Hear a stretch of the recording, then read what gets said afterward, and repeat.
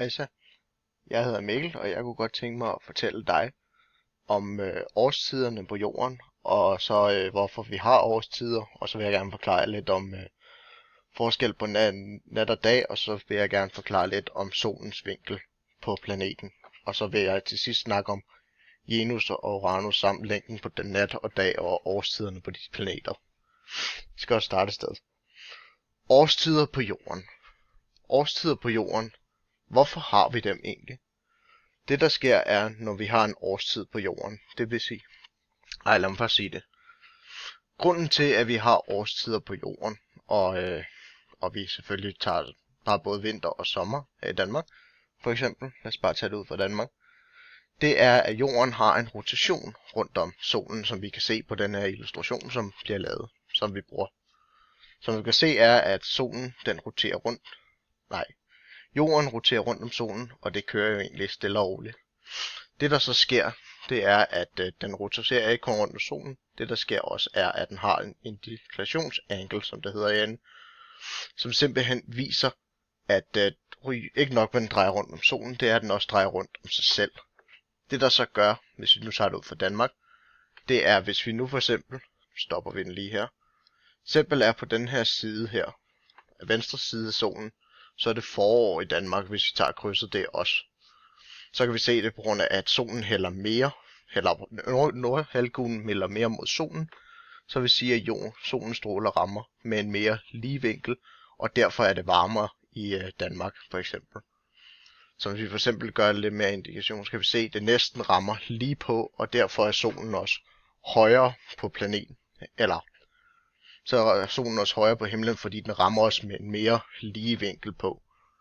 Men hvis vi for eksempel prøver at køre den over til den anden side, lige så stille, så når det bliver vinter, kan vi jo se, at solens stråler skal ramme et meget større, de rammer en meget større overflade, det vil sige, at der sker mere, og den fordeler sig mere. Og derfor er det koldere om vinteren, end det er om foråret for eksempel, og om sommeren. Og det er jo sådan set primært det.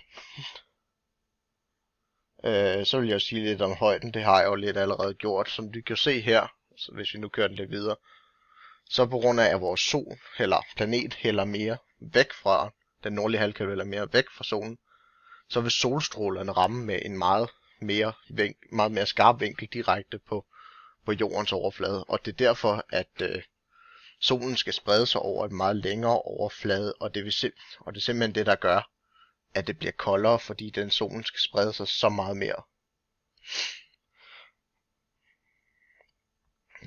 Og hvorfor er dagen længere, så tænker man måske så, hvorfor er dagen længere om sommeren, end den er om vinteren?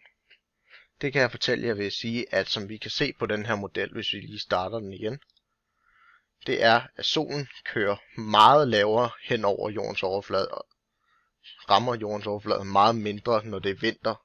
Og det er igen det med, at vi har den her skrå vinkel på planeten, og det er det, som gør, at der simpelthen sker så meget.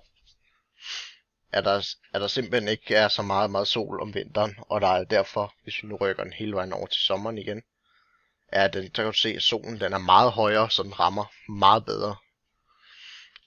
Rammer meget mere lige på jordens overflade, og det er derfor, at sommerdagene som regel er længere, eller har mere sol i hvert fald.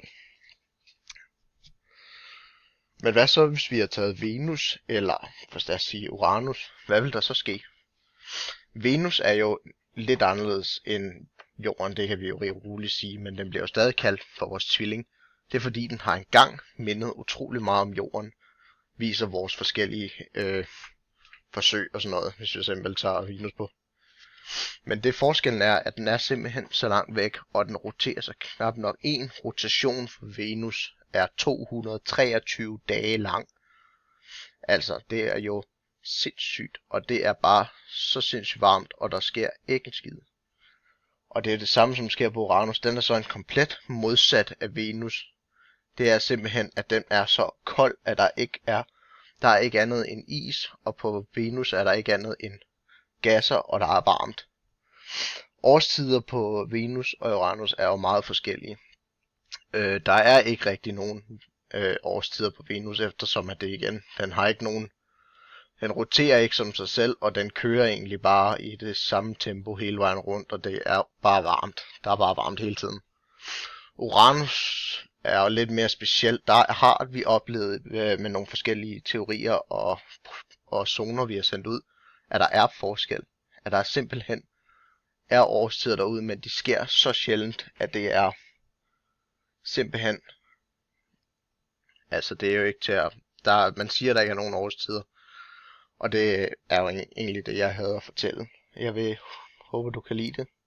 Og det er så Mikkel igen her fra slutter.